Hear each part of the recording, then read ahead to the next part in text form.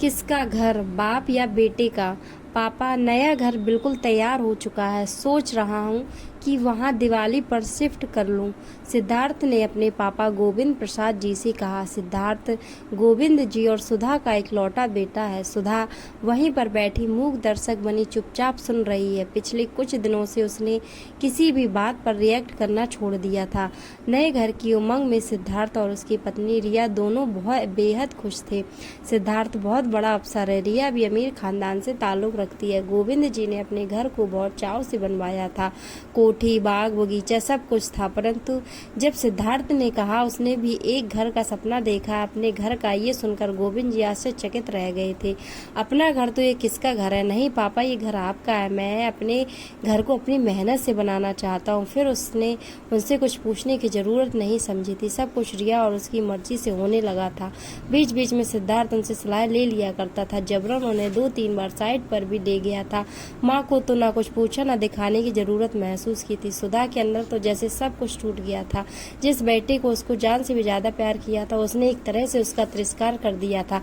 तिरस्कार बोलकर ही नहीं, चुप रहकर भी किया जा सकता है। सुधा महसूस कर रही थी रिया ने बहू के रूप में कभी उन्हें कोई तकलीफ नहीं दी थी। अमीर घर की बेटी होने के बावजूद उसका व्यवहार बेहद संस्कारी और संयमित था। 5 साल का गोलू और रिया घर की रौनक थे। सुधा ने कभी भी रिया के साथ बुरा बर्ताव नहीं किया था।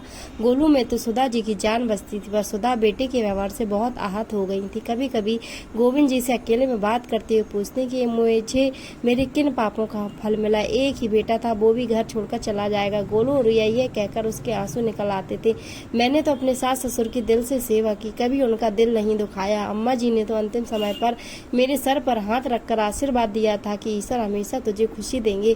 फिर पता नहीं हमारे परिवार को किसकी बद्दुआ लग गई। धीरे धीरे दुख मनाकर उसने अपने दिल को समझा लिया था। गोविंद जी उसे समझाते हैं कि तुम्हारा जब मन कर चली जाना, बेटे की तरक्की पर दुख नहीं मनाते, खुश होते हैं।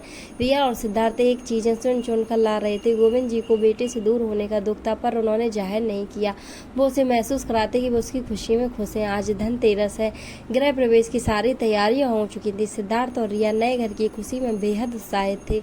सिद्धार्थ सुबह सुबह नए कपड़े लेकर माँ पापा के रूम में आया। पापा के लिए खूबसूरत सिल्क का कुर्ता, बंद गले की जैकेट के साथ, और माँ के लिए बेहद सुंदर सिल्क की साड़ी, मम्मी की पसंदीदा हरे रंग की। माँ पापा जल्दी से तैयार हो जाइए, 11 बजे का मुहूर्त है। सुधा चुप थी, सोच रही थी बस तैयार हो जाओ और चलो अंदर। जैसे सब कुछ खत्म सा हो गया, ना कोई उत्साह ना कोई खुशी। उसे जाकर सिर्फ खड़े होना है। गोलू आकर उसके गले से झूल गया। दादी आप मेरे साथ चलोगी ना? आंखों में आंसू भरकर उसने गोलू को छाती से चिपका लिया। सुधा गाड़ी में पूरे रास्ते भर चुप थी। जिस दिन भूमि पूजन हुआ था उसके बाद आज वो घर देखने जा रही है। गाड़ी से उतरते ही सामने बेटे की कोठी को सिर उठाकर देखा तो दंग रह गई। बहुत खूबसूरत आधुनिक तरीके से डिजाइन किया गया था। आओ माँ, बेटे ने माँ का हाथ पकड़ लिया। महीनों बाद उसने कुछ कहा। सुधा सोच रही थी कि आज नए घर की उमंग में अपनी माँ से अबोला खत्म कर रहा है। घर के मेन गेट पर नेम प्लेट देखकर सुधा स्तब्ध हो गई। सुधा गोविंद निवास। उसका दिल बहुत तेज से धड़क उठा। बेटा माँ के चेहरे के भाव पढ़ने की कोशिश कर रहा था। अंदर रिया खड़ी मुस्कुराई। आइए माँ, आपके लिए नए घर में आपका स्वागत है।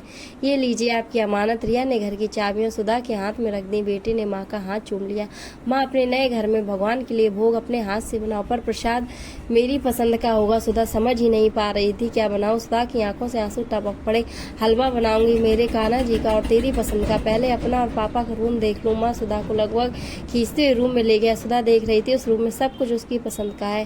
पापा के लिए रॉकिंग चेयर, उसके लिए सामने से खुलने वाली खिड़की, सुबह सुबह सूर्य की पहली किरण के दर्शन, सूर्य भगवान को नमन करना, ये उसका सपना था जिसे वह कभी सिद्धार्थ से कहा करती थी।